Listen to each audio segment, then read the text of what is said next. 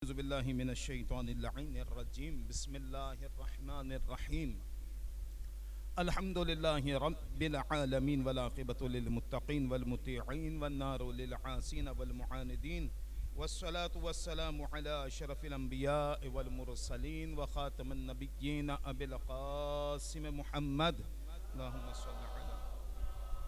صل على محمد وآله الطيبين الطاهرين المعصومين المظلومين ولعنة الله على أعدائهم أجمعين إلى لقاء يوم الدين أما بعد فقد قال الله سبحانه وتعالى في كتابه المجيد وقرآن الحميد بسم الله الرحمن الرحيم يا أيها النبي اتق الله ولا تطيع الكافرين والمنافقين إن الله كان عليما حكيما وقال ربنا لا تزغ قلوبنا بعد إذ هديتنا وهب لنا من لدنك رحمة إنك أنت الوهاب درود پڑھنے پر محمد وآل محمد.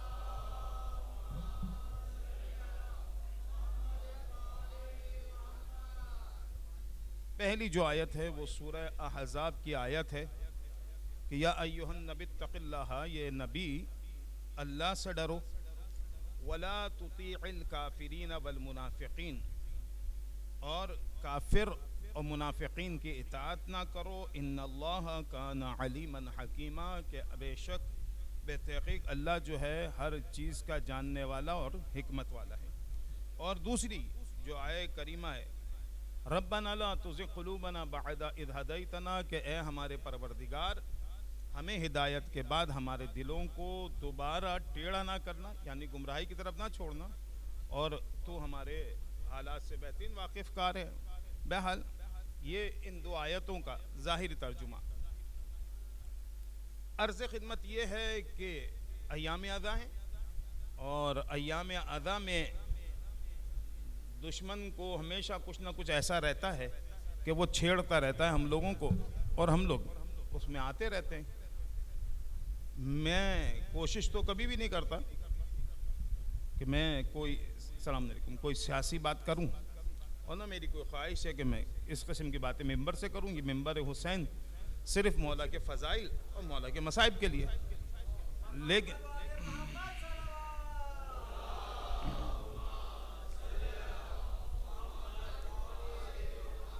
لیکن دشمنوں کو پریشانی ہوتی ہے تو ہمارے بچے بھی پریشان ہوتے ہیں، ہمارے نوجوان بھی پریشان ہوتے ہیں.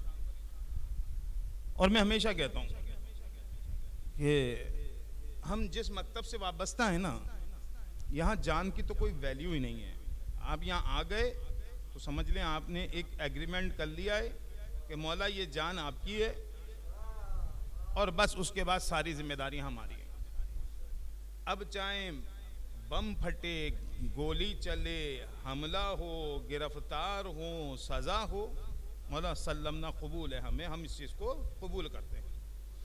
تو جب آپ کی جان ہے ہی نہیں تو آپ کو پریشان ہونے کی ضرورت ہی نہیں ہے. میں 2-3 دن سے مستقل ایک وبال آیا ہوا ہے جو پیش کیا گیا تھا، اس پہ ہمارا نوجوان پریشان ہے اور بہت زیادہ پریشان ہے. لیکن میں کہتا ہوں پریشان ہونے کی ضرورت نہیں، اس لیے کہ یہ بل پہلی دفعہ کوئی آیا ہے. اگر پہلی دفعہ آتا تو ہم پریشان ہوتے. اگر میں آپ میں سے کسی سے پوچھوں یہ بل پہلی دفعہ کب آیا تھا، تو آپ میں سے اکثر جواب دیں گے وہ 83، 84، 88، یہ طرح جو تھی. میں کہوں گا نہیں، تاریخ میں بل پہلی دفعہ آیا تھا موصوف ثانی کے جانے کے بعد، جب مولا کائنات کو چنا گیا. مطلب ایک چناؤ ہو رہا تھا جو حضرت عمر کے انتقال کے بعد ایک مجلس شورا بنائی گئی. اچھا بڑی ٹیکنیکلی بنائی گئی تھی. آج کے زمانے میں نا میں نے کہا کہ میں مثال دیتے ہوں مجھے شرم آتی ہے کہ میں سیاسی طرف جاؤں، تو اس کا نتیجہ وہی آنا تھا جو وہ چاہتے تھے. تو انہوں نے مولا کے سامنے 2 شرطیں رکھی. ایک تو یہ کہ آپ سیرت رسول کے مطابق چلیں گے، اور دوسری شرط یہ کہ سیرت شیخین کے مطابق. مولا کائنات نے جواب دیا، کہا کہ اگر تم یہ سمجھتے ہو کہ سیرت شیخین سیرت رسول کے مطابق ہے تو یہ شرط بیکار ہے، کوئی فائدہ نہیں. اور اگر تم یہ سمجھتے ہو کہ سیرت شیخین سیرت رسول سے ہٹ کر ہے تو علی اس پہ چلے گا نہیں. تو بس اگر کوئی بھی چیز اسلام کے مطابق ہے تو ہمیں کہنے کی ضرورت نہیں, ہم اس کو خود قبول کرتے ہیں, اور اگر اسلام کے مطابق نہیں ہے پھر تم کچھ بھی کرتے رہو, ہم اسے مانتے ہی نہیں ہیں. سیدھا سا نظریہ مولا کائنات نے ہمیں دیا ہے. اچھا ہمیں تو ویسے ہی کوئی فرق نہیں پڑتا, بل ہوں تب بھی ہم مرتے ہیں, بل نہ ہوں تب بھی ہم مرتے ہیں, بل ہوں تب بھی ہم پکڑے جاتے ہیں, بل نہ ہوں تب بھی ہم پکڑے جاتے ہیں. ہمیں پریشانی کس بات سے ہے؟ میں تو کیونکہ میرا اب اتنا زیادہ رابطہ عوام سے نہیں ہے جو میرا پہلے ہوتا تھا, تو میں تو اپنے لوگوں سے کہتا ہوں ہوتا تو کیا فرق پڑتا اور نہیں ہے تو کیا فرق پڑے گا. مثلا ہم شیعان علی ابن ابی طالب علیہ الصلوۃ والسلام, درود پڑھ لے پر محمد والے.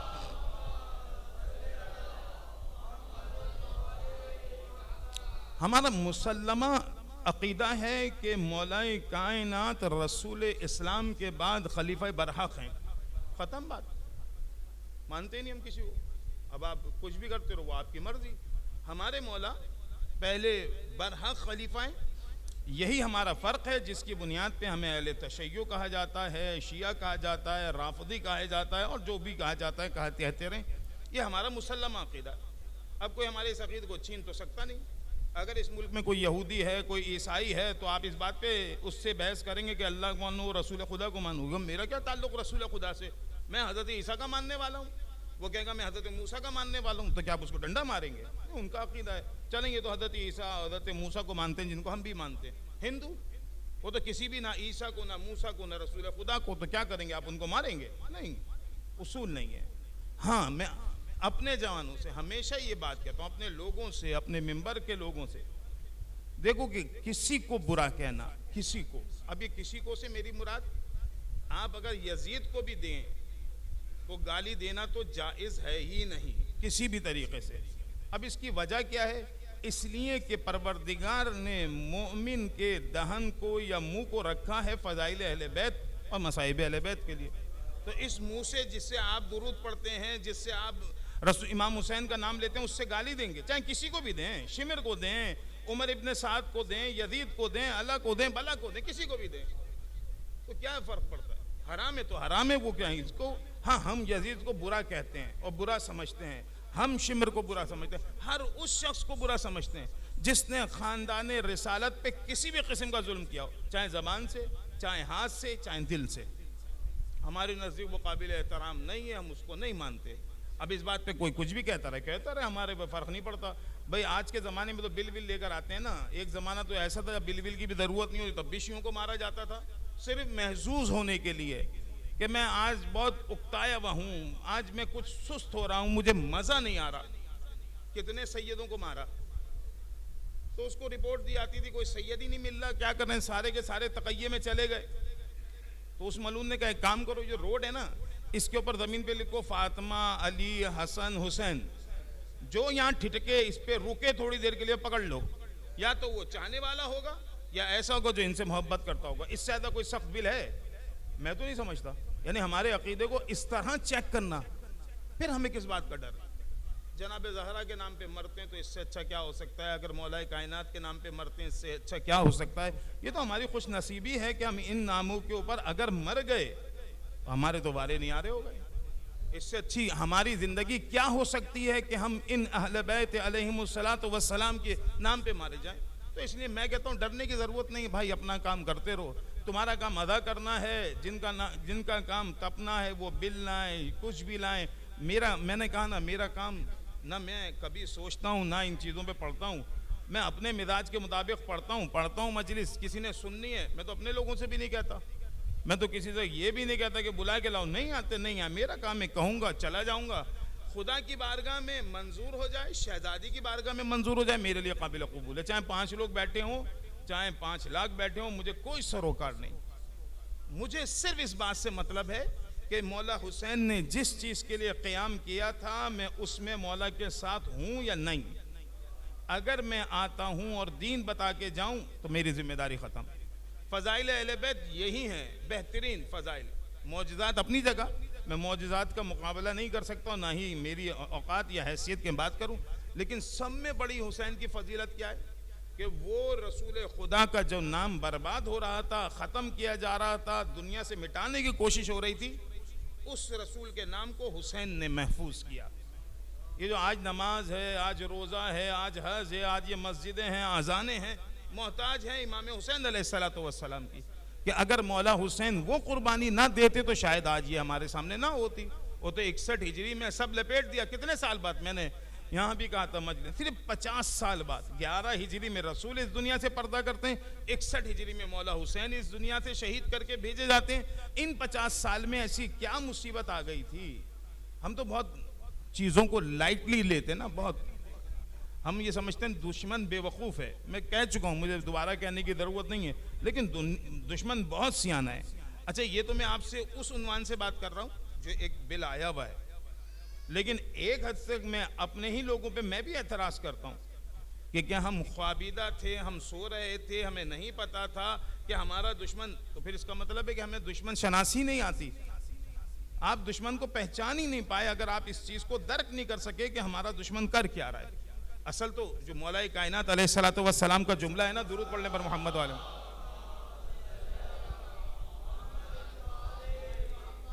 کہ امن کے زمانے میں جنگ کی تیاری ہوتی ہے، مثلا اس میں تیاری ہوتی ہے تو کیا ہوتی ہے، اس تیاری کو کہتے کیا ہیں؟ کہ تلواریں تیز کرنا تیاری ہے، یا چاقو تیز کرنا تیاری نہیں، دشمن کی ٹیکنکس کیا ہیں، دشمن کن کن طریقوں سے حملہ کرے گا، کیا کیا استعمال کرے گا، کیسی فکر ڈالے گا، کیسے نظریات ہمارے توڑے گا، ہمارے بچوں کے عقائد کیسے خراب کرے گا، ہر چیز کا جواب بندوق یا مار کٹائی نہیں ہے۔ وہ ہمارے عقیدے پہ حملہ کر رہا ہے تو ہمیں اپنے عقیدے کو بچانا کیسے ہے؟ اگر وہ ہمارے بچوں کو گمراہ کر رہا ہے تو اس گمراہی سے روکنا کیسے ہے؟ لیکن مار دینا تو بہت اچھی سزا ہے، بقول ان کے، اگر وہ سمجھتے ہیں کہ سزا ہے۔ میں کہتا ہوں یہ تو ہمارے لیے گولڈن چوائس مل گئی ہمیں کہ ہمیں مار دیا جا رہا ہے، لیکن خطرہ یہاں مار دینے میں نہیں ہے جتنا خطرہ ہمارے عقائد خراب کرنے میں۔ میں نے یہاں بھی جب مجلس پڑھ رہا تھا آپ کی گلی میں، تب بھی میں نے کہا تھا، حجر بن عدی کا اتنا مشہور جملہ جو مجھے بہت پسند ہے، وہ کہتے ہیں پہلے میرے بیٹے کو مار دو، میرے بیٹے کو میرے سامنے قتل کر دو، صرف اس لیے، کیوں؟ اس لیے کہ ایسا نہ ہو میری موت کے بعد میرا بیٹا اپنے عقیدے سے پھر جائے۔ نہیں، میں چاہتا ہوں میرا بیٹا اپنے عقیدے کے ساتھ اس دنیا سے جائے تو وہ بوڑھا باپ جوان بیٹے کی موت دیکھنے کو تیار ہے۔ یعنی نظریہ بچانا کتنا ضروری ہے۔ جوان کا لاشا اٹھانا آسان ہے، نظریہ اپنے ہاتھوں سے چلا اس سے بدتر عمل ہے۔ تو حجر بن عدی نے بھی دیا ہمیں میسج کہ بچے مرتے مر جائیں، تمہارا گھر والے مرتے مر جائیں، جو کچھ ہوتا ہے۔ میں تو حجر بن عدی کا اس لیے کہہ رہا ہوں کہ بہت واضح سا ہے، ورنہ آپ جا کے دیکھ لیں کربلا کیا ہے، کہ ہم سوچ سکتے ہیں کہ علی اکبر سے زیادہ قیمتی کوئی چیز ہو سکتی ہے، علی اصغر سے زیادہ قیمتی کیا چیز ہو سکتی ہے؟ کیا اس زمانے میں حضرت قاسم لے لیں، اون محمد لے لیں، یا جناب شہزادیوں کو لے لیں خاندان رسالت کی، ان کی جو احترام ہے وہ کسی دنیا کی چیز سے کم ہے نہیں۔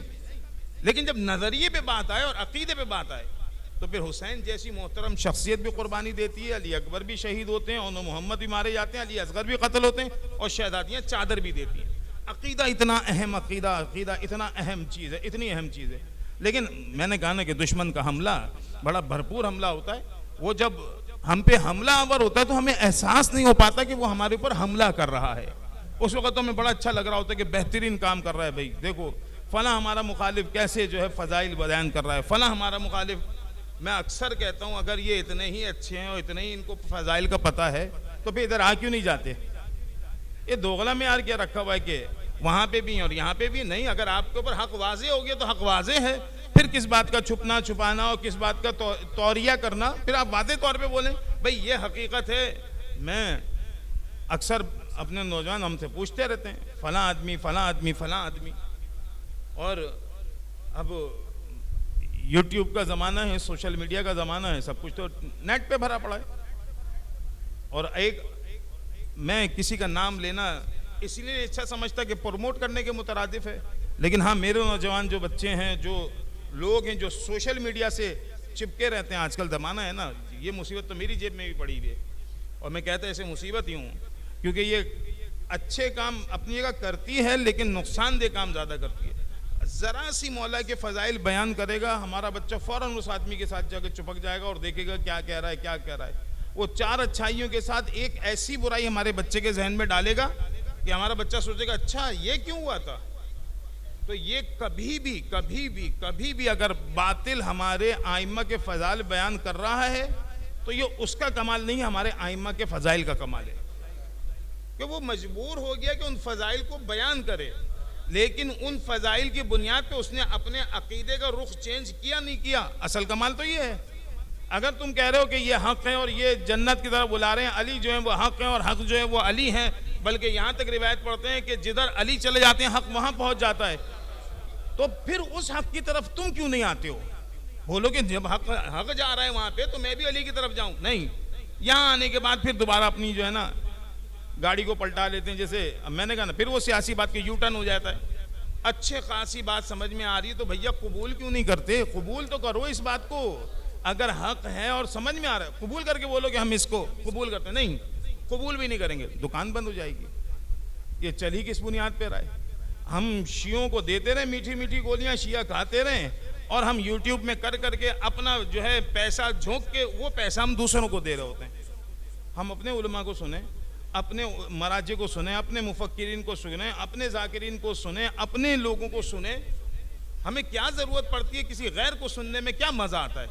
مجھے تو آج تک کوئی مزہ نہیں آیا، لیکن ہاں جو ایسے ہوتے ہیں غیر، اب میں غیر کی مثال اس زمانے میں دوں، تیجانی سماوی صاحب کتنا مشہور نام ہے، شاید بہت سارے لوگوں کو اندازہ نہیں ہوگا۔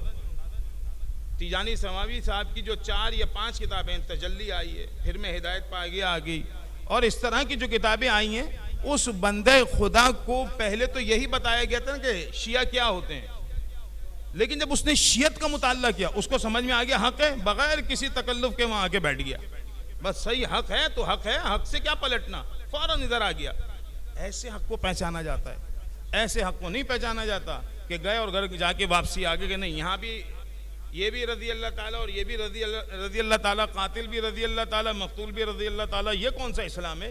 یہ کون سا عدل ہے؟ یہ کون سی جو ہے مذہبیت ہے کہ آپ ایک ایسا آدمی، کیونکہ اب تو ہمارے یہاں یزید کو بھی تو رضی اللہ تعالیٰ کہنے والے پیدا ہو گئے اور ہو رہے ہیں، اور جو ہو رہے ہیں تو ہمیں بھی کوئی اعتراض نہیں ہے۔ میں ہمیشہ کہتا ہوں جب تک کربلا رہے گی یزیدی پیدا ہوتے رہیں گے اور حسینی پیدا ہوتے رہیں گے، تو اس لیے ہمیں تو کوئی ٹینشن نہیں ہے، ہمارے ائمہ بتا کے گئے، ہمارے پاس نہ اس کا ڈر ہے، نہ خوف ہے، نہ ہمیں کوئی اس معاملے میں تردد ہے، نہ ہم کوئی اور چیز کو سوچتے ہیں۔ بسم اللہ، اچھی بات ہے، جتنے پیدا ہو سکتے ہیں پیدا ہوں، ہم ادھر سے حسینی بن کے دکھائیں گے، وہ یزیدی بن کے دکھائیں، بہترین عمل ہے۔ لیکن ایک فرق، وہ یزیدی بن رہے ہیں، وہ عملاً بھی اور فکراً بھی بن رہے ہیں، ہم حسینی بن رہے ہیں عملاً و فکراً، ہے یا نہیں؟ عمل ہمارا نہیں ہے حسینی، لیکن فکر ہماری حسینی ہے۔ میں کہتا ہوں یہی تو شیطان بہکاتا ہے۔ اب میں سوچ کے تو آیا تھا کہ تھوڑی دیر آپ لوگوں کے ساتھ بیٹھ کے زیادہ لمبی بات چیت کروں گا، لیکن 11:15 ہو گئے۔ عموماً تو میں 11 بجے سے پہلے سو جاتا ہوں، میرے تو سونے کا ٹائم ہو چکا ہے، اور میری عادت ہے کہ میں اتنی دیر رات کو جاگنا مناسب نہیں سمجھتا۔ میں نہیں سمجھتا، کیا ائمہ نے کبھی نہیں کیا، جلدی سونا، صبح جلدی بیدار ہونا ائمہ کی سیرت ہے، اور ہمیں اسی سیرت پہ عمل کرنا چاہیے۔ لیکن میں نے کہا نا، متاثر ہو گئے ہم دنیا سے، دنیا کی چکا چون جو ہوتی ہے مولا کائنات حضرت علی ابن ابی طالب علیہ السلام سے۔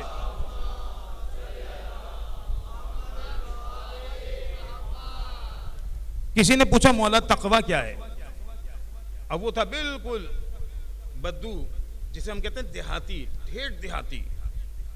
اب مولا اسے کوئی فلسفے میں بات سمجھائیں، کوئی منطق میں بات کریں تو کہاں اس کی سمجھ میں آئے گی؟ اس کی ٹوٹل لائف ایک اونٹ، اس کا دودھ، اور وہ اونٹ کا اس کی جو زندگی بھر کا ساتھی ہے، بس وہ ہے جو ہے، وہ گھر بھر وہ ایک فیملی وغیرہ، جہاں جائے اونٹ ساتھ جاتا ہے، اسی کے ساتھ وہ اسی کے بالوں سے اپنا لباس بناتا ہے، اسی کی کھال سے وہ اپنا جو ہے وقتی طور پہ خیمہ بناتا ہے، اسی کے دودھ پہ گزارا کرتا ہے، ٹوٹل دنیا اس کی ہے۔ اب اس کو کیسے بتایا جائے گا کہ تقویٰ کیا ہے؟ یہ جو میں نے آیے کریمہ پڑھی سورہ احزاب کی کہ اے نبی اتباع نہیں کرو کافروں کی و منافقین کی۔ کافر تو آ جائیں ادھر لے جائیں کہ جو اسلام سے باغی ہیں، منافقین بڑے خطرناک ہیں۔ مولا کائنات کہتے ہیں منافق بننے سے بہتر ہے تم کافر بن جاؤ، یہ مولا کا جملہ ہے۔ تو منافق کتنا مشکل ہوتا ہے، وہ ہمارے درمیان الحمدللہ موجود ہیں۔ اب ہمارے درمیان سے مراد یہ کہ بالکل آپ اپنے اوپر لے کے نہیں لے لیجیے گا، ہم جس معاشرے میں رہتے ہیں وہاں الحمدللہ منافقت بدرجہ اتم موجود ہے اور بہترین طریقے سے موجود ہے۔ تو مولا کائنات نے اس کو کہا کہ ٹھیک میں تمہیں ایک مثال دیتا ہوں. کہنے تم ایک رستے پہ جا رہے ہو جس کے دونوں طرف بڑی بڑی جھاڑیاں ہیں جن میں کانٹے لگے ہیں, اور سامنے سے آندھی آ رہی ہے, اور آندھی جب صحرا میں آتی ہے تو وہ خالی آندھی نہیں آتی, دھول مٹی اڑاتی ہے. تو کہا تم کیا کرو گے؟ کہا یا علی میں اپنے آپ کو اچھی سے کورڈ کروں گا اپنے چہرے کو, اور اپنے لباس کو سکیڑ لوں گا, سمیٹ لوں گا, اور اپنے جانور کو اپنے قریب رکھتے ہوئے جاؤں گا. مولا نے کہا کیوں؟ کہا اس لیے کہیں ایسا نہ ہو میرا لباس, کیونکہ عرب تو یہ پہنتے ہیں ابا نارمل ان کے لباس میں, کہیں ایسا نہ ہو کہ وہ اڑے اور اڑنے کے بعد کانٹوں میں الجھ جائے تو ہوگا کیا, ایک تو طوفان ہو, پھر میں جو کھینچوں گا تو میرا لباس تار تار ہوگا, اور اگر میں منہ کو نہیں لپیٹوں گا تو اس کی جو گرد اور دھول اڑ رہی ہے وہ میری آنکھوں کو, میرے چہرے کو نقصان پہنچائے گی. جانور کو اپنے پاس اسی لیے رکھوں گا کہ ہو سکتا ہے کہ اتنی تیز گرد ہو کہ اگر میرا جانور چلا جائے تھوڑی دور مجھے نظر نہ آئے تو میں اس کو اپنے پاس رکھوں گا. کہا بس یہی تقویٰ ہے. یہ تمہاری دونوں طرف جھاڑیاں ہیں نا, یہ سمجھ لو کہ یہ دنیا ہے, اس سے اپنے آپ کو کس طرح سمیٹ کے چلو گے تمہاری ذمہ داری ہے. اب آپ کی ذمہ داری ہے کہ دنیا کے اندر جو چاہت ہے, جو چاشت ہے, جو مزہ ہے, جو لذت ہے, اس سے کیسے بچنا ہے. دیکھیں مولا کائنات کے ائمہ کی بعض روایتیں ایسی ہیں کہ اصلاً ہم نے مومن کو خلق دنیا کے لیے نہیں کیا ہے, اصل ہماری خلقت آخرت کے لیے ہے. دنیا تو ہم ٹیمپریری آئے ہیں, وقتی طور پہ آئے ہیں. مثلا آپ کہیں جاتے ہیں ایران یا عراق زیارت پہ, اپنے گھر سے اچھا آپ کو ہوٹل ملتا ہے تو کیا آپ کے اس میں ہمیشہ رہنے لگتے ہیں؟ کہتے ہیں نہیں بھائی یہ تو ہم ہفتہ یا 1.5 ہفتہ یا 5 دن یا 3 دن رکیں گے, اس کے بعد دوبارہ چلے جائیں گے. کہا دنیا کی بھی یہی کیفیت ہے. آپ یہاں سال مثلا 50 سال رکیں گے, 60 سال رکیں گے, 70 سال رکیں گے, ہو سکتا ہے 1 مہینہ 2 مہینہ, کچھ ہو سکتا ہے کہ آتے ہی دنیا سے چلے جائیں. دنیا کی یہ ویلیو ہے. اور ہم نے دیکھا ہمارے سامنے کتنے لوگ چلے گئے, ہمارے کتنے دوست, کتنے احباب, کتنے ساتھی, کتنے جاننے والے. کرونا آیا, کبھی کوئی بیماری آئی, کبھی کچھ ہوا, اور یہ ہوتا رہا, اور ہمارے سامنے لوگ جاتے رہے اور لوگ اس دنیا سے گزر جاتے, کچھ لے کے نہیں جاتے. ہماری اصل ذمہ داری ہے کہ مرنے کے بعد ہم نے لے کے کیا جانا ہے. ہمارے ہاتھ میں جو ہے, اب میں موت کے بعد کی روایتیں نقل کروں گا تو مجلس کے عنوان سے تو مزہ نہیں آتا, لیکن ہاں ائمہ کے عنوان سے مزہ آتا ہے, کیونکہ ہمارا اصل منصب, اصل مقام جنت کے اندر. جنت کے بھی طبقات ہیں. ایک وہ پست ترین طبقہ ہے جنت کا جہاں پوری ہول لائف کے اندر جتنی بھی ہم فیہا خالدون جو کہتے ہیں ہمیشہ ہمیشہ رہیں گے, اس میں ون ٹائم جو ہے صرف ایک دفعہ ائمہ کی زیارت ہوگی. اور ایک جنت کا وہ طبقہ ہے کہ جہاں آپ کا گھر امام کے گھر کے بالکل برابر میں ہوگا. تو آپ جنت میں کون سے طبقے کی چوائس کرنی, یہ آپ پہ ڈیپینڈ کرتا ہے کہ آپ ایسے طبقے کی چوائس کریں کہ جنت تو مل گئی, آپ کو جنت چاہیے تو جنت مل گئی, لیکن پوری لائف کے اندر ایک دفعہ امام حسین کی زیارت. زندگی بھر بھی ترستے رہے, مرنے کے بعد بھی ترستے رہے, نہ زندگی میں کوئی فائدہ ہوا نہ مرنے کے بعد فائدہ ہوا, تو کتنا بڑا نقصان ہو گیا. آپ کو اگر ائمہ کے ساتھ رہنا ہے تو اپنی زندگی میں ائمہ کے کریکٹر کو رکھنا پڑے گا.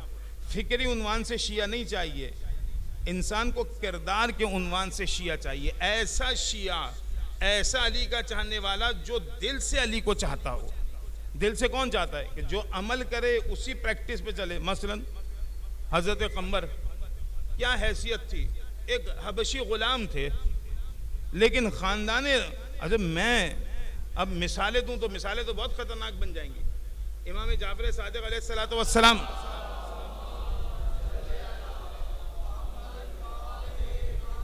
بلکہ امام رضا کی روایت ہے, امام رضا کو جب ولی عہد بنایا اپنا, مدینے سے بلا کے ان کو جو ہے مرو یا آپ بولیں آج کے زمانے میں مشہد میں رکھا, خراسان میں. تو بادشاہ نے جب بلایا تو اس نے سوچا کہ یہ تو شیعہ ہے, بہرحال وہ عباسی خاندان صحیح لیکن عقیدے کے عنوان سے نہیں تھا ہمارے ساتھ. تو کہا میں ان کے لیے کون سا وہ رکھوں. تو اس کے محل میں ایک شیعہ کنیز تھی, تو اس نے اس کو وہاں اپوائنٹ کر دیا کہ دیکھو تمہارے مولا آ رہے ہیں, تمہارے امام آ رہے ہیں, بہترین ہے, جا کے رہو اپنے امام کے ساتھ, خدمت بھی کرنا, خدمت کی خدمت, صحبت کی صحبت, بہترین عمل ہے. کہتے ہیں کہ جب اس نے امام کے پاس چھوڑا, بھیجا, 1 ہفتے بعد دوڑتی ہوئی چلی آ گئی. ہارون پریشان ہو رہا ہے, کیا ہو گیا, تمہارے امام میں. کہا ہمارے امام میں. تو کہا کیوں خدمت نہیں کر رہی. کہا میں رہ نہیں سکتی وہاں پہ, میرے لیے رہنا محال ہے. پوچھا کیوں. شیعہ ہے, شیعہ, اس کو ہارون بھیج رہا ہے. مثلا اتنی اس زمانے میں ہارون کون سا شیان علی کا دوست تھا؟ یہ تو مجبوری کی شادیاں ہوتی ہیں جو پتہ نہیں کب سے چل رہی تھیں اور ہوتی رہتی ہیں تاریخ کے اندر، بہت ساری ہیں، خالی یہ کوئی ہے، پہلی کوئی ہے۔ تو جب وہ دوبارہ ہارون کے پاس پہنچی تو کہا کیوں آ گئی؟ کہا میں نہیں برداشت کر سکتی۔ کہا اللہ کی بندی کیوں؟ کہا دیکھو مسئلہ یہ ہے کہ اگر میں وہاں جاتی ہوں امام کے پاس تو ایک تو مسئلہ سب میں بڑا یہ ہے، تمہاری یہاں یہ بھی ملتا ہے وہ بھی ملتا ہے، جو پینے پلانے کی چیزیں ہوتی ہیں جسے ہم کہتے ہیں مشروب مغرب، وہاں تو اس کا کال پڑا ہوا ہے، وہاں تو نام لینے کا نہیں، یہاں تو چلتی رہتی ہے محفل، اور جب محفل بھی چلتی ہے تو رات گئے تک ہوتی رہتی ہے، اور وہ جو رقص و سرور ہوتا ہے اس کا علیحدہ مزہ، اور پھر جب وہ سوتے ہیں بالکل صبح اذان فجر سے پہلے تو دن کے 12-1 بجے اٹھتے ہیں، تو کہتے ہیں میرے لیے انتہائی مشکل کام ہے۔ چلو میں نے جبر کر لیا، نہیں پیتی، میں نے جبر کر لیا، کوئی رقص و سرور کی محفل قبول نہیں کرتی، میں نے کافی قبول کر لیا، اتنا بھی قبول کر لیے تھے، نماز ظہرین پڑھنے لگی، مغربین پڑھنے لگی، کہا مجھ پہ سب میں بڑی مشکل اس وقت آئی جب وہاں مجھے فجر کے لیے جگایا جاتا تھا۔ امام کے 2 خادم تھے، ایک مرد اور ایک عورت۔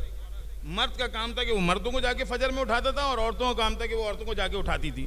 کہا اتنی مشکل ہو گئی، نہ رات کو ڈھنگ سے سونے دیتے ہیں اور صبح صبح اٹھا دیتے ہیں، کہا مجھ سے برداشت نہیں ہوتا، میں ان کے ساتھ نہیں رہ سکتی۔ شیعہ تھی، شیعہ۔ خدمت کس کی مل رہی ہے؟ امام رضا کی، بھاگ کے آ گئی، کیونکہ دنیا سے اس نے اپنے آپ کو سمجھ لیں کہ ملا لیا تھا، یا دنیا کے اندر زیادہ دنیا پرستی میں چلی گئی تھی، لیکن جب امام کے پاس گئی تو وہاں تو یہ سب کچھ، میں نے کہا نا کہ اگر امام زمان آ جائیں، اب میں درود پڑھنے پر محمد والے محمد،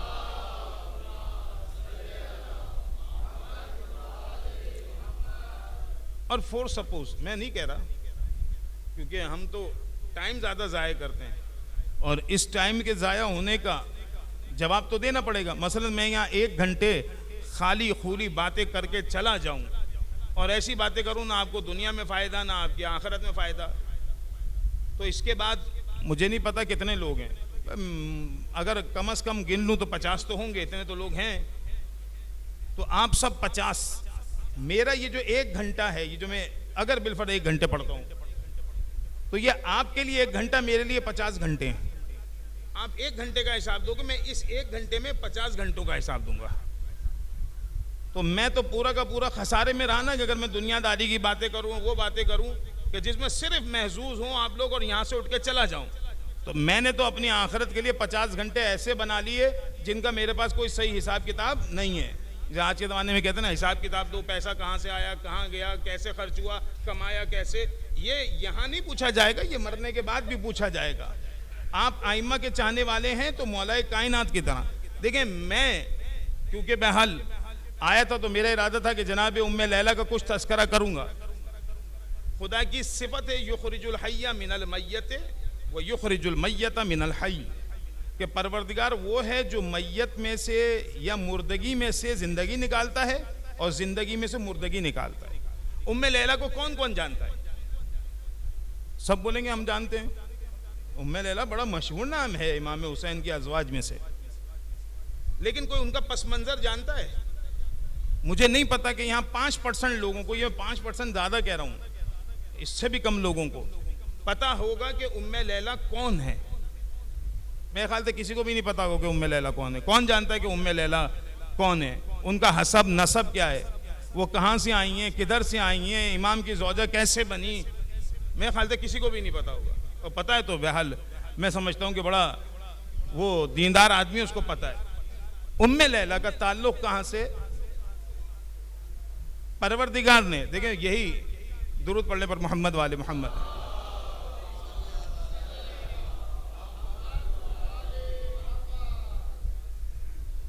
ابو سفیان کے 2 بیٹیاں تھیں، ایک بیٹی ام حبیبہ رسول کی زوجیت میں آئیں، اور ایک بیٹی جو تھیں وہ بنو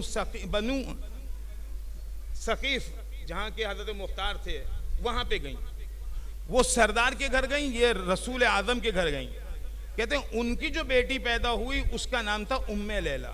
ام لیلہ کے سگے نانا کا نام ہے ابو سفیان، سگی نانا کا نام ہے، نانی کا نام ہے ہندا، اور فرسٹ کزن سگا ماموں اس کا نام ہے معاویہ، اور جو سگا ماموداد بھائی اس کا نام ہے یزید۔ یہ ام لیلہ کا پس منظر ہے، لیکن مقام کیا ہے؟ حسین کی زوجہ، مقام کیا ہے؟ علی اکبر کی ماں. یخرج الحی من المیت، پروردگار کبھی کبھی میت میں سے، پروردگار میت میں سے جو ہے، اللہم صلی علی محمد. میں یہ جو درود ہے اس کے اوپر تو میں قانع نہیں ہو سکتا، روایت ہے، میں روایت کا جملہ پڑھ کے پھر ایک درود پڑھیے گا. کہتے ہیں کہ ملائکہ بیٹھے ہیں ہمارے دائیں بائیں، ایک لکھتا ہے، دونوں ہی لکھتے ہیں، لیکن ایک اچھے اعمال لکھتا ہے، ایک برے اعمال لکھتا ہے. کسی نے امام سے پوچھا مولا میں ایسا کیا کام کروں کہ میرے جو ہیں برے اعمال مٹا دیے جائیں؟ مولا نے کہا استغفار کرو. اس کے بعد مولا نے کہا اگر میں تمہیں ایک اور مسئلہ بتاؤں. کہا کیا؟ کہ ایک ایسا عمل بتاؤں کہ برے اعمال مٹتے بھی رہیں اور اچھے اعمال لکھتے بھی جاتے رہیں، ایک ساتھ دونوں ایکٹیو ہو جائیں.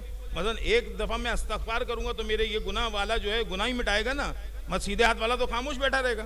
بولے مولا وہ کیا ہے؟ کہ جتنی محمد و آل محمد پہ درود پڑھ سکتے ہو پڑھو، تمہارے نام اعمال میں لکھا بھی جائے گا، گناہوں کو مٹایا بھی جائے گا درود پڑھنے پر محمد و آل محمد.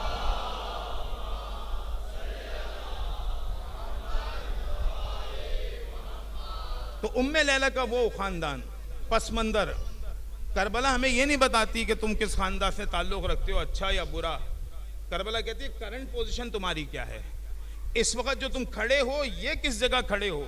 خاندان تمہارا کچھ بھی ہو، تم بہت بڑے سید ہو، نجیب الطرفین ہو، تمہارا سارا شجرہ موجود ہے، لیکن اگر تم حسین کے ساتھ نہیں ہے تو ہمارے اس کے شجرہ وجرہ، یہ نجیب الطرفین، اس کی کوئی ویلیو نہیں ہے. اور اگر تم غیر سید ہو اور نہیں پتا تمہارے دادا پردادا سگر دادا کیا تھے، لیکن اس کے باوجود آج حسین کے ساتھ کھڑے ہو، تو یہ قابل قبول ہے. ام لیلہ کا اگر خاندانی پس منظر دیکھیں تو کربلا کے اندر تو رائٹ ہی نہیں بنتا، لیکن جب ان کا ذاتی عمل دیکھیں ان کو سب میں زیادہ فکر تھی. حضرت علی اکبر کو یہی سمجھاتی تھی بیٹا میرا نانا ابو سفیان ہے، یہ جو یزید مارنے آیا ہے یہ میرا سگا ماموزاد بھائی ہے. وہ کتنا کلوز ریلیشن، کتنا قریب ریلیشن، لیکن اس کے باوجود علی اکبر کو اتنا بھرپور طریقے سے تیار کیا. اور خدا نے بھی کیا امتحان لیا، یعنی ام لیلہ کے بیٹا بھی دیا تو ایسا جو ہم شکل پیغمبر. میں امتحان کا بھی ایک امتحان، ایک تو خاندان اور بیٹا ایسا دے دیا کہ ایسا ہو تو ہمیشہ کوشش کیا کہ میرا بیٹا تو رسول کی شکل ہے، چلو اس کو بچاؤ. نہیں کہا نہیں بیٹا حسین سے پہلے تم قتل ہونا، ایسے اس سے پہلے کہ تمہارے بابا پہ کوئی ضرب لگے اس سے پہلے تم نے شہادت دینی ہے. جب یہ ہمارا عقیدہ ہو جائے کہ ہم ائمہ کے ساتھ، امام حسین کے ساتھ کھڑے ہیں تو پھر کوئی مسئلہ نہیں، پھر تو جو مرضی چاہے دنیا ادھر کی ادھر ہو جائے. حضرت علی اکبر علیہ السلام مولا حسین کے ساتھ آ رہے تھے، رستے میں ایک جگہ پڑاؤ ڈالا، حسین نے تھوڑی دیر کے لیے سونے کے لیے لیٹے، اچانک بیدار ہوئے اور کہا انا للہ و انا الیہ راجعون. حضرت علی اکبر حسین کے بیٹے ہیں.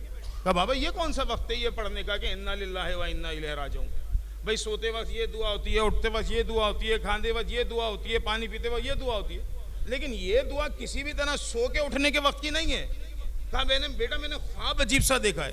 اب کون؟ حسین بتا رہے ہیں اپنے بیٹے علی اکبر کو. کہا بابا آپ نے کیا دیکھا ہے؟ کہا میں خواب میں دیکھ رہا ہوں کہ ہمارا کاروان چل رہا ہے تو پیچھے سے حاطف غیبی کی آواز آتی ہے کہ دیکھو یہ جو خاندان ہے یہ مرنے کے لیے، قتل ہونے کے لیے جا رہا ہے. علی اکبر چہرے پہ پریشانی نہیں، صرف ایک جملہ پوچھا بابا یہ بتائیں ہم حق پر ہیں یا نہیں؟ اور بیٹا ہم حق پر ہیں. تو کہا بابا پھر کیا مسئلہ ہے، موت ہم پہ آئی، ہم موت پہ جا پڑے، کیا فرق پڑتا ہے؟ احل من العسل، یہ حضرت قاسم کا جملہ تھا، شہد سے زیادہ شیرین ہے موت، کیونکہ ہم حق پر ہیں. اور جب حق پر ہو تو پھر کس بات کا ڈرنا کہ کوئی بھی چیز آتی رہے جاتی رہے، آپ کو کیا فرق پڑتا ہے؟ آپ اپنے آپ کو مضبوطی کے ساتھ علی کے ساتھ رکھو. فقط بولو نہیں کہ ہم علی کے ساتھ ہیں، ہمارا کریکٹر بولنا چاہیے کہ یہ علی والے ہیں. دشمن کو اس بات کی تکلیف ہو.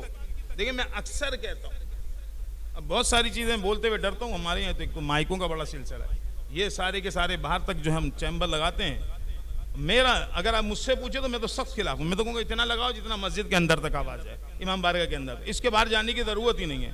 میں رضیہ میں صبح مجلس پڑھتا تھا، صاحب باہر لگاتے تھے، میں نے کہا بھائی اللہ کے بندے نہیں لگاؤ، کیوں دوسروں کے آرام میں خلل ڈال لے ہو، شرن جائز نہیں ہے یہ.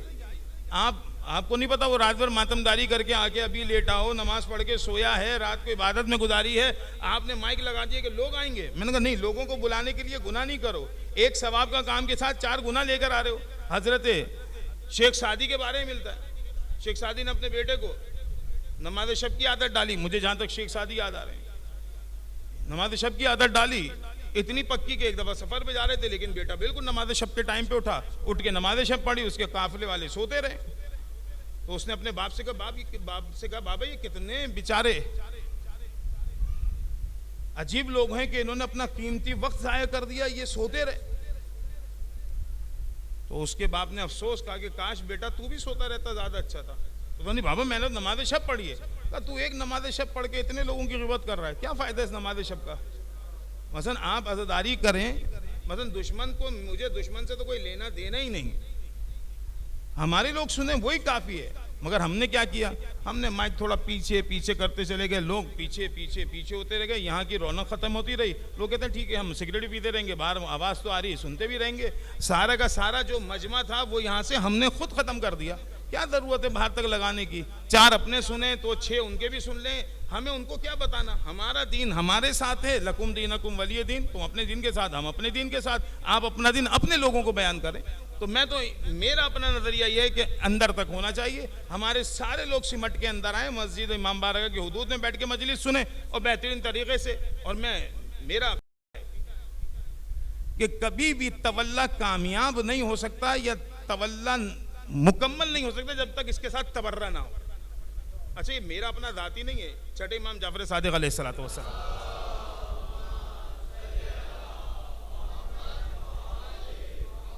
اچھا تبرے کو پھر, کیونکہ ہمارے یہاں جو ہے یہ ہماری غلطی ہے کہ ہم نے تبرے کو اس طرح ایکسپوز کیا کہ شاید اسے کہتے ہیں کہ گالی. تبرہ گالی نہیں ہے, تبرہ ایک طرح کی دعا ہے. مثلا آپ کہتے ہیں کہ بسم علی محمد نقوی صاحب رحم اللہ تعالیٰ عنہ کہ پروردگار ان پہ رحمت نازل کرے, یہ دعا ہے نا, سب کرتے ہیں. وہ بھی کرتے ہیں جو دعاؤں کے قائل نہیں ہیں کہ ہاں کہاں جائے گی ہماری فاتحہ ہمارا درود, وہ بھی اس کو کرتے ہیں. حفظ اللہ تعالیٰ علیہ کہتے ہیں کہ پروردگار ان کی حفاظت فرمائے, یا مدث اللہ العالی کہتے ہیں. یہ سارے جملے دعائیے جملے ہیں. ہم کہتے ہیں پروردگار جنہوں نے خاندان رسالت پہ ظلم ڈھائے ان پہ تو اپنی لعنت بھیج. یہ تو ہم دعا کرتے ہیں, یہ گالی کہاں سے ہو گئی؟ یہ تم چاہتے ہو کہ ہم دعا نہ کریں, یعنی جو کام ہمارا دعا کرنے کا ہم روک دیں, تم وہ دعا کر سکتے ہو تو ہم یہ دعا کر رہے ہیں کہ خدا ان لوگوں پہ اس قدر عذاب نازل کرے جنہوں نے علی کو ستایا, جنہوں نے جناب زہرا کو ستایا, مولا حسین کو قتل کیا, امام حسن کو ستایا, خدا ان کے اوپر اپنا بدترین عذاب نازل کرے. عذاب کیا ہوتا ہے؟ رحمت خدا کا دور ہونا سب میں بڑا عذاب ہے. تو اس میں کیا برائی؟ ہم تو دعا کر رہے ہیں.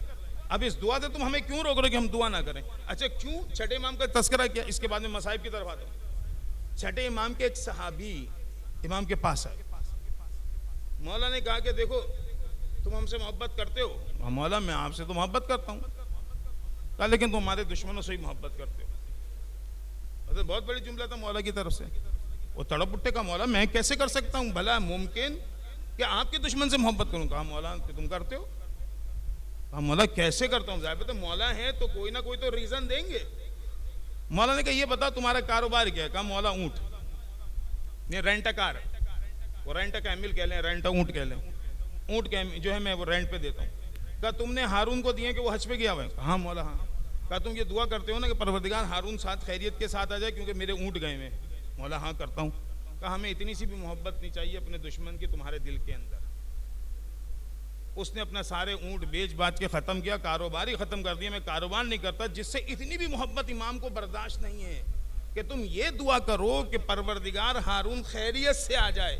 ہو سکتا ہے رستے میں اس کی موت واقع ہونی ہو, مر جانا ہو, لیکن اب مومن نے دعا کی تو مومن کی دعا اس کے حق میں لگ رہی ہے اور ہمارے دشمن کے حق میں لگ رہی ہے. کہا ہمیں یہ بھی قابل قبول نہیں کہ ہمارے دشمن کے لیے اتنی سی بھی اپنے دل میں تم دعا رکھو اپنے کاروبار کے سلسلے میں. اس نے کاروبار بیچ کے کاروبار ہی چینج کر دیا, کچھ اور کر دیا. امام آپ سے بھی نہیں چاہتے. اور جو میں نے شروع میں کہا نا کہ جو ہمیں فضائل اہل بیت سنا کے خوش کرتے ہیں, مولا تو یہ کہتے ہیں مثلا ایک کٹورے کے اندر پانی اور غلاظت ہو تو وہ پانی پاک کیسے رہے گا؟ یہ دل بھی ایک چھوٹا سا کٹورا ہے, اس کے اندر نجاست اور پاکیزگی رہے تو دل پاک نہیں رہے گا. نجاست کے اندر زیادہ صلاحیت ہے, نجس کر دے گی. آپ نے ایک سے محبت کرنی ہے. ایک سے مراد یا تو ادھر یا ادھر, حق کی طرف یا باطل کی طرف. آپ یہ نہیں کہہ سکتے نہیں ہم حق پہ تو ہیں لیکن باطل بھی کچھ برا نہیں لگ رہا. ایسا نہیں ہو سکتا, دین نہیں چل سکتا. مولا امام جعفر صادق نے یہ کہہ دیا سیدھا سا, اگر حق علی ابن ابی طالب تو پھر سوچنے کی ضرورت نہیں. پھر بات کرنے کی ضرورت نہیں ہے، کہنے کی ضرورت نہیں ہے، آپ کا کریکٹر بولنا چاہیے علی والے، علی والے. اچھا بعض میری بات ایسی لگی جیسے میں نے اس ایکو کی وجہ سے کہہ دی. تو مجھے پتا ہے میں آپ کے مزاج کی مخالفت اس لیے کر رہا ہوں کہ شرعی مسئلہ ہے، آپ عمل کریں نہ کریں یہ آپ کا اپنا ذاتی میٹر ہے، آپ اس پہ عمل کرتے ہیں بسم اللہ، نہیں کرتے بسم اللہ، وہ آپ جانے، آپ کا خدا جانے، آپ کو جواب دینا ہوگا وہ کریں. میرے کہنے پہ کوئی کام نہیں کیجیے گا یعنی یہ سوچ کے کہ مولانا کہہ رہے، نہیں، چھوڑ دیں، مولانا کی کیا ویلیو ہے. یہ دیکھیں کہ مولا اس سے خوش ہوں گے یا نہیں، بس کوئی بھی عمل کریں. ایک شخص نے مولائے کائنات کی نقل کے اندر اتنا عمل کرنا شروع کر دیا، اپنی فیملی کو چھوڑ کے جنگل میں چلا گیا، کھدر کا لباس پہنتا تھا، سب کچھ کرنے لگا. اس کی فیملی نے شکایت کی، یا علی یہ آدمی آپ کی طرح ہو گیا ہے، خشک روٹیاں کھاتا ہے، خشک غذا لیتا ہے، فیملی کو چھوڑ دیا ہے. نہج البلاغہ میں دیکھ لیجیے گا، علائل حارث کے نام سے یہ خطبہ ہے یا اس کا وہ قضیہ ہے. مولا آئے کہنے کہ اے بندے خدا تجھے شیطان نے بہکا دیا ہے. وہ کس کی سیرت پہ چل رہا تھا؟ علی کی سیرت پہ. علی کی سیرت ہمارے لیے نہیں ہے، وہ علی کی سیرت ہے. ہاں علی کی بات ہمارے لیے اہمیت رکھتی ہے کہ علی نے کیا کہا ہے، حلال ہے یا حرام، بچنا ہے وہ آپ کی ذمہ داری ہے. میرا کام ہے بتانا. آپ جب بھی کوئی کام کریں یہ سوچ کے کریں کہ پروردگار کیونکہ میرے مولا کو پسند نہیں ہے اس لیے میں نہیں کر رہا. ارے کسی مولوی نے کہا، کسی ذاکر نے کہا، کسی مرجے نے کہا، وہ اپنی جگہ، لیکن میں کروں گا نیت اس عنوان سے کہ میرے مولا کو برا لگتا ہے تو میں اپنی اس چیز سے باز آتا ہوں. مثلا ایک نماز پڑھنا شروع کر دیں، بالفعل کوئی جھوٹ بولتا ہے جھوٹ بولنا بند کر دیں مولا کے نام پہ. کسی کو غیبت کی عادت ہے غیبت کرنا بند کر دے. ہمیں اس طرف کیوں نہیں جاتے ہم کہ مولا ہم آپ کی خاطر گناہوں سے دوری اختیار کرتے ہیں. بہرحال یہ ایام بیویوں کے اسیری کے ہیں، اور پھر آج کا دن سمجھ لیں کہ یہ 20 بولیں یا 21 بولیں، ان میں سے کسی ایک دن میں مولا امام سید سجاد کو زہر بھی دیا گیا. 4-5 دن مولا اس زہر کے اثر میں رہے اور 24 محرم کو اس دنیا سے شہادت کی صورت میں چلے گئے. لیکن امام حسین کے اور امام سید سجاد کے جہاد میں بڑا فرق تھا. امام حسین دوسروں کو بلاتے تھے نا تو جنگ کے لیے بلاتے تھے. مطلب حبیب کو بلایا تو جنگ کے لیے، اور کسی کو بلایا تو جنگ کے لیے. میں نے یہاں بھی گلی میں بھی عرض کیا تھا، ایک بلانے خود پہنچے امام، وہ نہیں آیا علیحدہ بات ہے، لیکن بلایا مولا نے جنگ کے لیے. امام سید سجاد کا مسئلہ دوسرا تھا. لوگ امام سید سجاد کے پاس آتے تھے، کہتے تھے آقا اب ہمیں اجازت دیں ہم ان ملونوں کو ماریں. امام کہتے نہیں، رک جاؤ، ابھی نہیں ابھی نہیں ابھی نہیں. جب کہا تو مولا کیوں؟ کہا دیکھتے نہیں میرے ساتھ خاندان کی سیدانیاں ہیں، بے مخنہ و بے چادر، یہ موقع تلوار کا نہیں ہے. مثلا بہت مشہور واقعہ اگر میں بیان کروں، دربار ابن زیاد سنا ہوا ہے آپ کا، تڑپ رہا ہے. بلکہ روایت تو یہ دربار ابن زیاد کو جب لے کر آیا عمر ابن سعد، تو عمر ابن سعد کی پوری کوشش تھی کہ جلدی سے دربار میں لے کے جائے، اپنا جو انعام ہے وہ لے. تو وہ لے کر آیا، اس نے بندہ بھیجا کہ میں لے کر آ گیا ان کو، اسیروں کو. ابن زیاد نے کہہ دیا رک جاؤ. کہا کیوں؟ کہا نہیں ابھی نہیں. کہا اس لیے کہ میرا دربار سجا نہیں ہے، پہلے میرا دربار سج جائے اس کے بعد تم ان کو لے کر آنا. ایک اور دوسرا یہ علماء کہتے ہیں اس لیے کہ اتنی دیر بیبیاں کھڑی رہیں کہ پورے کوفے کے اندر جو ہے تشہیر ہو جائے شہزادیوں کے، علی کی بیٹیاں اسیر بن کے آئیں. اب ایسا موقع، اب وہ کتنے دن کھڑی رہیں، 1 دن یا 2 دن، روایت مجھے نہیں پتا، لیکن ہاں شہزادیاں کھڑی رہیں کوفے کے اندر. اس کوفے کے اندر جہاں کبھی یہ شہزادی بن کے آتی تھیں، جہاں کبھی ان کے بابا کا راج تھا، اس جگہ پہ. پھر ایک وقت آیا کہ امام سجاد کو دربار میں بلایا گیا. ابن زیاد بے چین ہے، مزہ نہیں آ رہا، مزہ نہیں آ رہا، مجھے جس مقصد کے لیے میں نے سب کیا ہے وہ مجھے ٹیسٹ نہیں مل رہا. جیسے ہمیں ہوتا ہے نا ٹیسٹ چاہیے ہوتا ہے، زبان کو چٹکارے. اس نے کہا مجھے مزہ نہیں آ رہا. کہا کیوں مزہ نہیں آ رہا؟ تو نے مار دیا، قتل کر دیا، اسیر کر لیا، بچیوں کی عورتوں کی چادریں لوٹ لی، ان کو اسیر بنا لیا، اب کیا مزہ چاہیے؟ کہا کاش کوئی آج علی کا چاہنے والا شیعہ ہوتا اور یہ منظر دیکھتا. اب آپ سوچیں اس کے اندر کتنا بغض و کینہ، حسد بڑا پڑا تھا. تو کسی ملون نے کہا تیرے تو زندان کے اندر مختار موجود ہے نا، بلا لے زندان کو، اس سے اچھا کون شیعہ ہوگا، مختار سے زیادہ بہترین شیعہ کون ہوگا. روایت میں اس نے کہا کہ ہاں بڑا اچھا مشورہ ہے، بلا مختار کو. اچھا مختار کو بلا بھی رہا ہے، ڈر بھی رہا ہے. مختار کو زنجیروں میں جکڑ کے لے کر آیا گیا، اور اس کے بعد کہتے ہیں جب لایا گیا تو اس کو تو پتہ ہی نہیں، اندھیرے زندان سے نکالا گیا، یہاں آتے آتے کتنی آئی سائٹ ہوتی ہیں ٹھیک کہ کتنی دیر میں وہ ماحول کو سمجھے گا، اب اتنا اسیر بنا کے لائے گے، لیکن آنے والا مختار سر اٹھا کے سینہ تان کے اور بہت چوڑے طریقے سے آتا ہے دربار کے اندر، لیکن اس کو اس طرح کھڑا کیا جاتا ہے کہ اس کو پتہ نہ چلے کہ امام سید سجاد موجود ہیں اور شہزادیاں موجود ہیں۔ مختار سے کہا مختار بول تیرے مولا کی تجھ سے ملاقات کراؤں؟ مختار تو مثلا کسی طرح سوچ بھی نہیں سکتے تھے کہ مولا کے ساتھ یہ ہو جائے گا۔ جب اس نے 2-3 دفعہ کہا اور بہت سنجیدگی سے کہا تو مختار کو پھر تھوڑی سی تشویش ہوئی، کہا میرے مولا سے ملاقات کرا، جیسے میں بیٹھا ہوں نا اس ممبر پہ، ایسے ہی وہ ملعون بیٹھا تھا اپنے تخت پہ، ایک دفعہ تخت کے نیچے ہاتھ ڈالا اور ایک تشت نکالا۔ اب تشت میں تو کچھ سمجھ میں نہیں آ رہا، کپڑا پڑا ہوا ہے اوپر، بس جیسے ہی تشت نکل کے آیا نہیں سمجھ میں آ رہا مختار کو کیا مسئلہ ہے۔ کہتے ہیں کہ جیسے ہی مختار کے پاس پہنچا وہ تشت، اور جب کپڑا ہٹایا گیا سامنے سر امام حسین، تو اب مختار سے برداشت نہیں ہوا۔ یہ مختار ایک عام آدمی ہے، عام آدمی ہے، مولا سید سجاد کے مقابل کی حیثیت کا آدمی نہیں ہے، لیکن جیسے سر امام حسین کو دیکھا ایک دفعہ اس طرح جسم کو انگڑائی دی کہ وہ جتنی لوہے کی کڑیاں تھیں وہ ٹوٹ کے بکھر گئیں، اور چاہتے تھے کہ تلوار لے کے اس ملعون کے سر قلم کریں۔ پیچھے سے مولا سید سجاد کی آواز آئی مختار ٹھہر جاؤ، یہاں تم اکیلے نہیں ہو، تمہارا آقا زادہ سید سجاد ہے اور میرے ساتھ خاندان کی بے مقنا و بے چادر شہزادیاں ہیں، ارے اپنے سر کو جھکا لو۔ وہ تلوار لے کے نکل رہا ہے، مولا آپ کی مدد کر رہا ہے، اس ظالم کو مارنے آیا ہے۔ کہا نہیں، آج اگر نصرت کرنی ہے تو خاموش کھڑے رہو، ہاں کل کربلا میں نصرت کرنی تھی تلوار لے کے نکلو۔ یہ تو مولا سید سجاد کا درد ہے۔ لیکن جب کہتے ہیں کہ جب یہ قافلہ کوفے پہنچا تھا، بس آخری روایت، کوفے پہنچا، اب مجھے نہیں پتا، میں آغا نقن کی اکثر مصائب میں دیکھتا ہوں تو وہ کہتے ہیں ہمیں نہیں پتا، روایت نہیں ملتی کہ شہزادی سکینہ کب تک پیاسی رہیں۔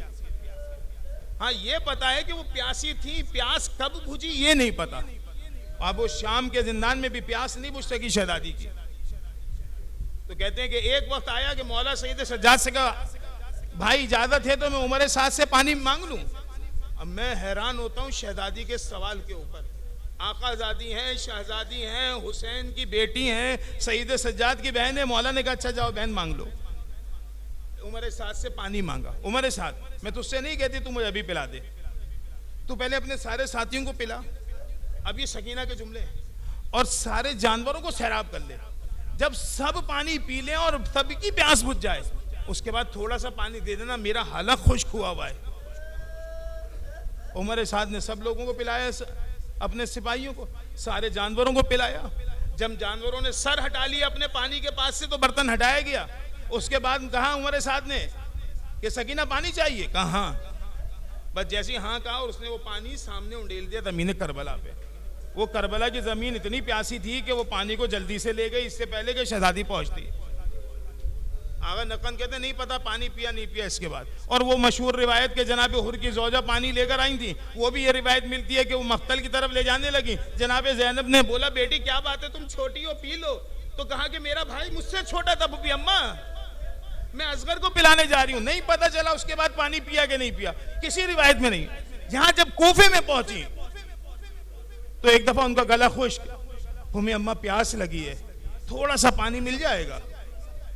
کہتے کوٹے پہ ایک بڑھیا تھی، اس نے سن لیا، وہ گھر میں دوڑتی بھی گئی اور ایک جو ہے کوزہ پانی کا لے کر آئی۔ کہا بی بی تمہاری بچی پیاسی ہے، اس کو پانی دے دو۔ شاید جناب زینب نے لے کے سکینہ کی طرف بھیجا ہو، لیکن مجھے نہیں پتا کہ کیسے بھیجا ہوگا، ہاتھ پسے پشت بندے ہیں۔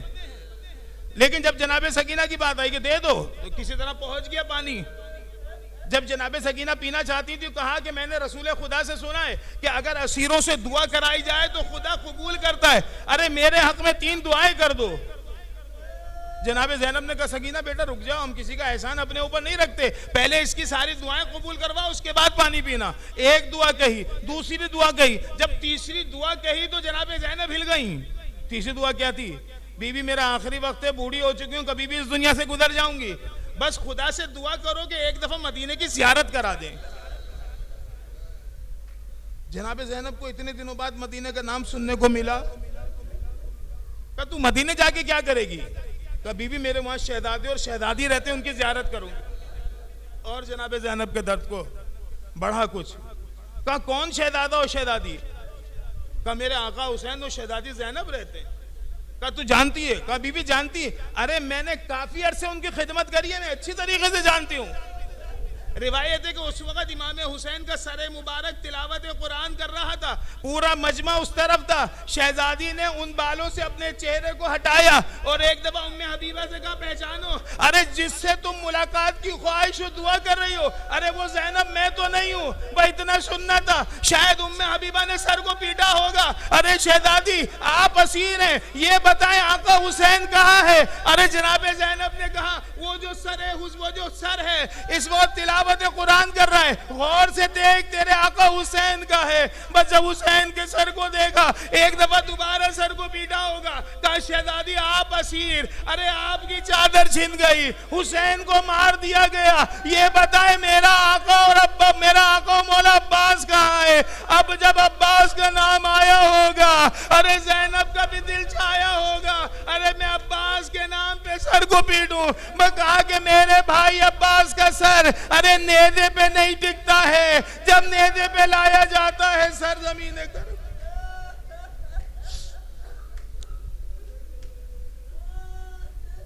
وَسَيَعْلَمُ الَّذِينَ ظَلَمُوا أَيَّامَ انْقَلَبَ يَنْقَلِبُونَ۔ پروردگار اس قلیل ترین عبادت کو اپنی بارگاہ میں قبول و منظور فرما۔